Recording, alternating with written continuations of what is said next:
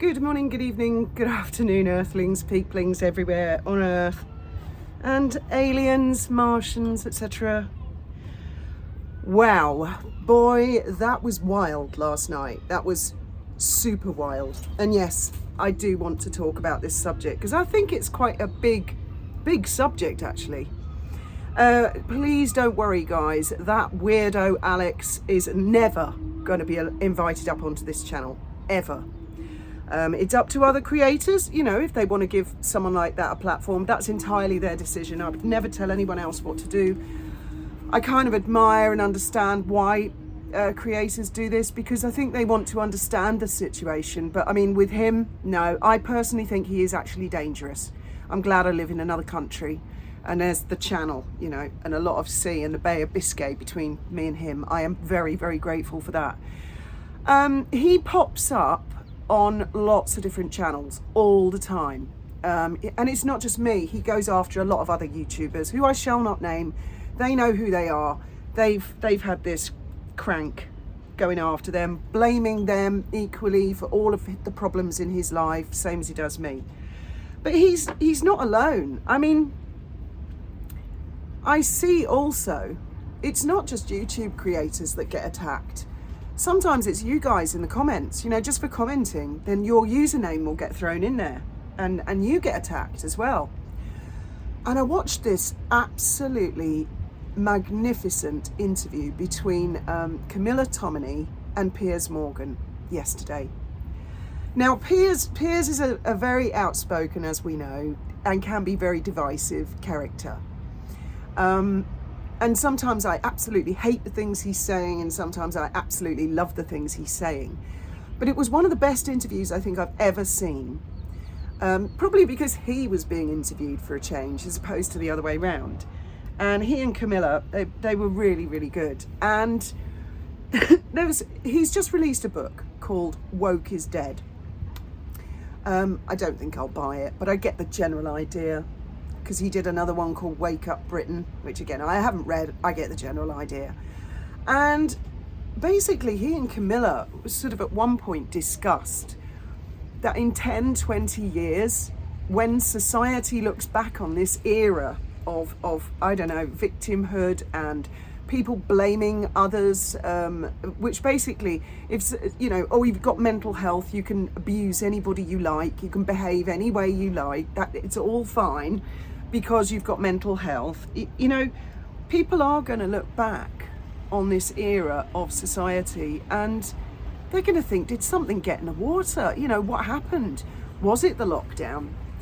Is it that people like Meghan and Harry have like set an example that you need some sort of a, I don't know, something to pin all your problems on, as opposed to knuckling down and getting on with your own life? I mean, that guy last night, that's just one example. And I mean, he does it all the time, this guy. As I say, not just to me. I'm the latest focus, but he's done it to a lot of other creators. One particular creator, who I shall not name, you know, has been driven halfway out of her mind by this particular guy. At what point in society did anybody say that it's okay to talk to somebody like that? Or about somebody like that? I mean, at what point is it? And these people seem to think that they just say, oh, I've got mental health. I mean, that guy, again, as an example, he says he cuts, but he's not a cutter. And I don't understand. And then, I mean, I've read almost all your comments on that video and they're spectacular. Some of them quite cheeky. And it all kicked off over the conversation of a Christmas pudding. I mean, well, Denise was talking about Christmas cake and it just reminded me of my gran who used to do the mix, like ages before Christmas.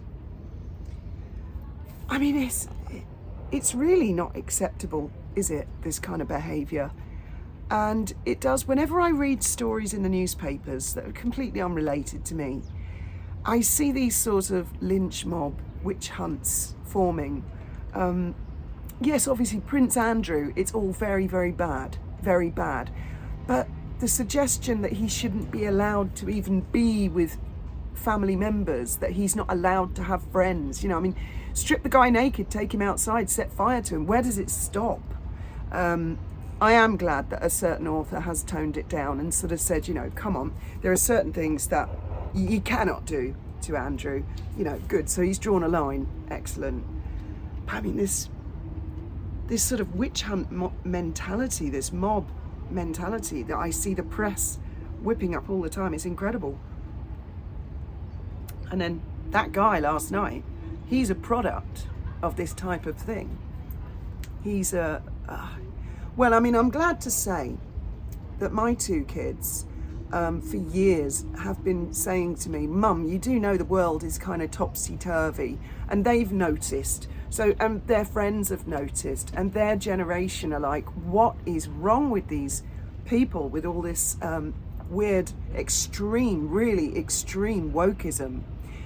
So it appears to me that it's a generational thing, and I'm not generalizing, but just roughly speaking, it appears to me that these type of people tend to be in their 30s and 40s, kind of Meghan and Harry's age. Not to say everyone in their 30s and 40s is like this.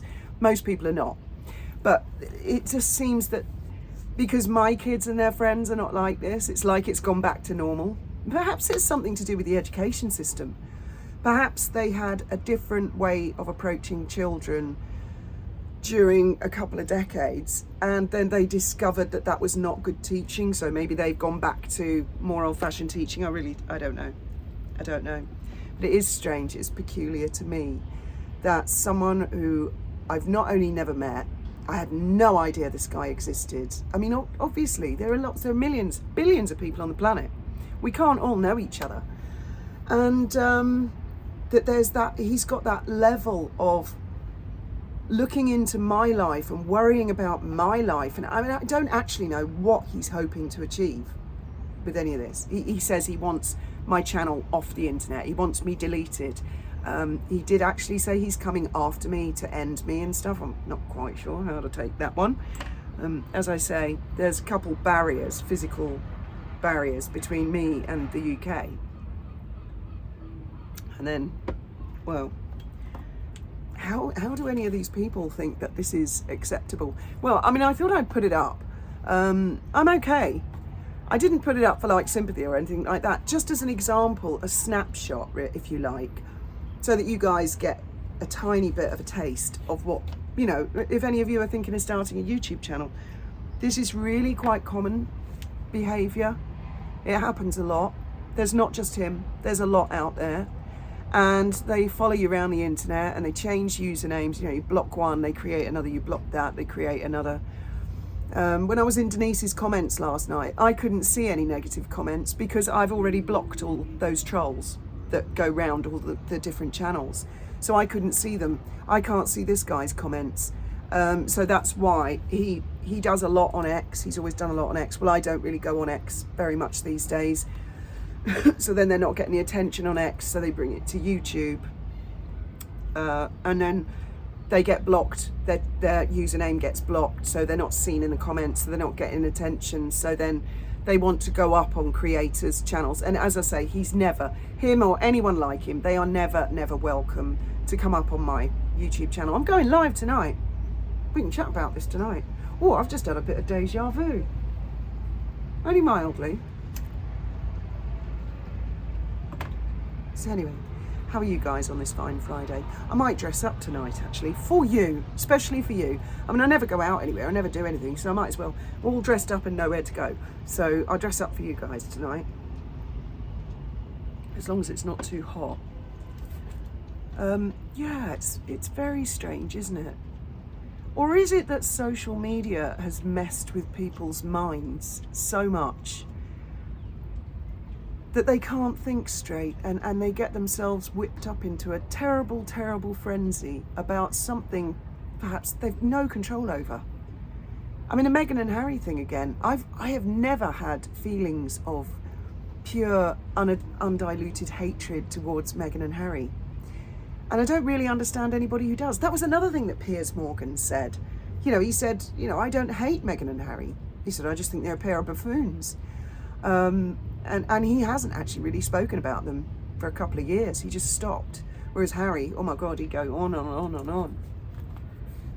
And oh, there is so much that I'd love to talk to you all about, perhaps tonight, because that's one of the things I love about the live, is I can see your comments and I can try and answer as many of them as I can.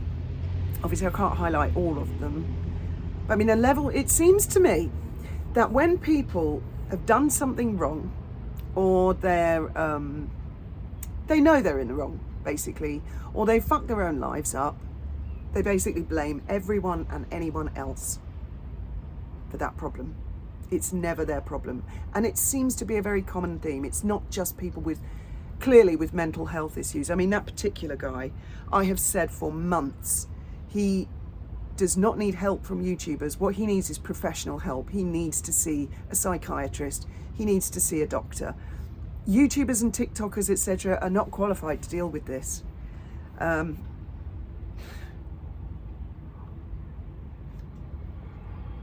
It's bizarre and it's extreme. And I think there were 2 comments of people who actually said it was my fault because I commented on Denise's Christmas cake. It was my fault. I knew this would happen. How the fuck would I know that that's going to happen? We're talking about Christmas recipes one minute, and the next minute this guy's come up and whoa, here we go. And well, I don't get it at all. But I do see strange behaviour. Like, I've seen videos on X and on TikTok of people doing really crazy things. Like, there's that lady that Piers Morgan had up on an interview, black lady, who kind of dresses in a nappy, and she goes around screaming in people's faces for TikTok videos and stuff. And I don't think it's an act. I think she's actually doing that. I've seen videos of people literally having a shit at the checkout and kicking the shit under the counter. I've seen bizarre behaviour. I saw a video of a guy who just got angry at a restaurant, just randomly at a restaurant, and he punched the window and cut his own arm really badly for no apparent reason.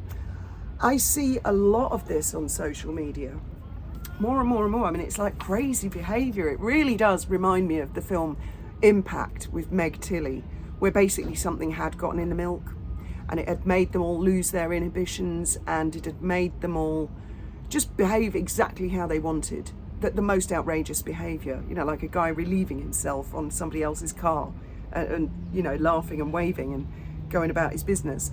It's extraordinary. I wonder if these people ever listen back to themselves and think, wow, I behaved really badly there. I mean, that's the other astonishing thing. We all think the internet's a bad thing, but I guess this kind of shit's gone on way before the internet. But now you would think with YouTube, it's recorded, like this video, I will upload this, it's recorded, there'll be timestamps. People can listen to what I'm saying now and they can hold me to it, in the future. Having said that, my opinion today may be completely different to my opinion tomorrow. I mean, that's what evolving is all about. That's what, we're on this learning curve we call life. But they don't seem to realise that what they've said is on record, that viewers, listeners have actually heard them say it, seen them say it. And then they'll go and do another video and say, I never said that.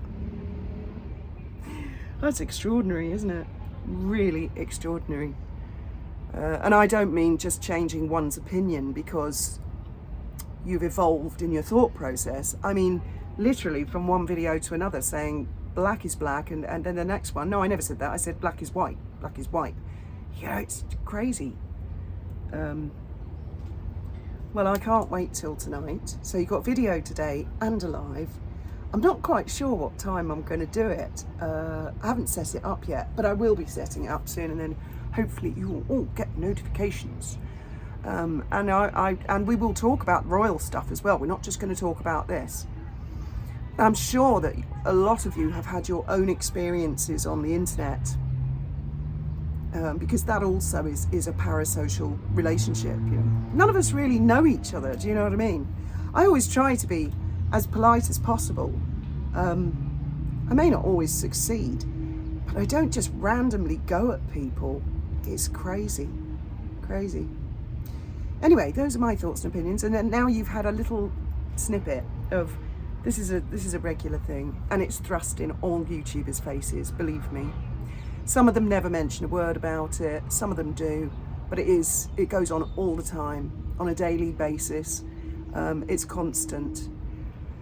I suppose it's, that's just part of it, isn't it? And I choose to laugh rather than to cry, because it gets so obscene and it gets so absurd that the only thing you can do is laugh, really. It's very much a them problem, as far as I can see. I mean, I don't know. I can't understand how talking about a Christmas pudding would trigger somebody. I just don't understand that. And then them going wild all over somebody else's channel for like 40, 50 minutes. My God. And I mean, the lady who owns the channel, she's into free speech, and I can understand her. Well, I would never tell her what to do with her channel. I wouldn't tell anybody what to do with their channel. I kind of resent it when other people try telling me what to do with my channel. So, I'm in no position to tell anybody else what they can or can't say, what they can or can't do. You guys know me, I'm a free speech absolutist. And, I've got a wiki page, in case you didn't know. Do you know what? One day I'll get hold of Steve Skerritt. I haven't spoken to him in years, and I'm going to get him up on a live. He's actually quite amusing. He's quite a nice guy. He's an oddball in all of his own nature, but maybe one day I'll be able to persuade him to come up on a live, and we can. He said to me once, Fiona, one day you will laugh about this. Seriously, he said that. And I did actually. I think it was 2019, it was around about July. I laughed one time about it. And I said to Graham, oh look, Skerritt said I'd laugh about this one day. There you go, I've done it now. Oh, fucking hell. It's a really long story, my God, it's a really long story. And most people wouldn't even believe it. Oh yeah, there was this other fella, for guys who are not familiar with this story. On my wiki page, it explains a lot. Just Google Fiona Mont, M-O-N-T. There was a guy who came to work at Dolphin Safari. Now, Diana T reminded me of this in the comments today. Oh, good grief. So the allegation was that I faked my own death at Beachy Head and went on the run, right? Well, I certainly left the country. And I met this guy who got a job at Dolphin Safari years later. Now, this must have been about, oh God, I can't remember, 2016, 2017, something like that. We called him Frank the Crank. And he said that he had been a volunteer on the RNLI lifeboat, and based at New Haven. And one day after work, we're all having a beer in the office, and this guy said, oh, my claim to fame is that I rescued Fiona Mont from the sea after she jumped off Beachy Head. And I said to him, that's not true, that never happened. And he said, yes it did, yes it did. And I said, no, that never happened. I am Fiona Mont. He went, no you're not. No you're not, you don't know what you're talking about. I said, no, and of course, Graham's in the office, my kids are in the office, my bosses who know all about this were in the office. And they're all giggling, thinking, I can't wait to see where this goes. And he said, no, she did. She jumped off Beachy Head, and she was swimming around in the channel, and I pulled her out of the water personally, and I gave her the kiss of life. And I said to this guy, Frank, do you really think anybody would survive a 500-foot drop? And he said, well, she did. She did, and I gave her the kiss of life, and I saved her life. And I said, but I am Fiona Mont. And he kept saying, no, you're not. You don't know what you're talking about. And in the end, my boss just said, Fiona, drop it. Just leave it. He's not all there in the head. We all know that anyway. He left quite soon after. He used to cry a lot over nothing. I'd only have to stand next to him. He'd start crying. And I'm like, oh my God, I didn't even say anything. The fuck? I don't know, maybe it's just that effect I have on people. Nice to be popular. Anyway, we shall chat more this evening, Earthlings. Prepare yourselves. Brace yourselves. It's going to be wild. Thank you very much for listening, liking, subscribing, disliking, etc. Good morning, good evening, good afternoon, and may your God be with you.